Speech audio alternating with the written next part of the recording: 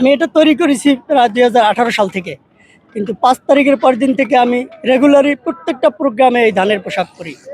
যেহেতু বাংলাদেশ জাতীয়তাবাদী দলের প্রতীক ধানের শীষ, সেই ধানের শীষ দিয়ে আমি পোশাক তৈরি করে বিভিন্ন এলাকায় বিভিন্ন জেলায় আমি এই প্রোগ্রামে অংশগ্রহণ করি। যেহেতু আমাদের নেতা বরিশালে আসছে আজকের, সেই উপলক্ষে আমি এখানে মঙ্গলবারে এসেছি, একদিন আগে এসেছি। যেহেতু আমরা আনন্দের সহিত এখানে এসেছি, আমাদের নেতা বরিশালবাসী যা চেয়েছিল ইনশাল্লাহ তা পেয়েছে। এবং আরও সে আগামীতে এই 12ই ফেব্রুয়ারি নির্বাচনের সে যদি প্রধানমন্ত্রী হয়, বরিশালবাসীর মনের আশা পূরণ করব ইনশাল্লাহ। যে সাক্ষাৎ হয়েছে এখানে, ইনশাল্লাহ পরবর্তীতে আরও সাক্ষাৎ হবে তার। বিএনপির যে কোনো জেলায়, যেখানে প্রায় জেলায় আমি প্রোগ্রামে অংশগ্রহণ করেছি।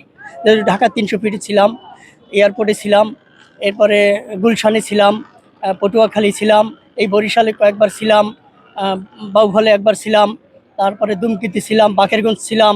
বিভিন্ন জেলায় আমি প্রোগ্রাম করি, খুলনায় ছিলাম।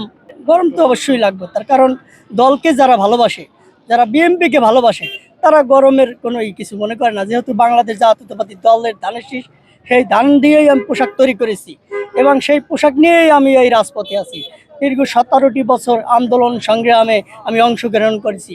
এমন কোনো দিন নাই যে আমি কোনো প্রোগ্রামে অংশগ্রহণ না করছি, এরকম কোনো দিন আমার যায় না ইনশাল্লাহ। আমি এই ধানের পোশাক পরে ইনশাল্লাহ ভোটের দিন ভোট দিব।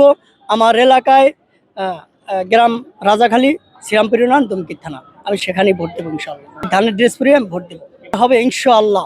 তারেক জিয়া প্রধানমন্ত্রী হবে।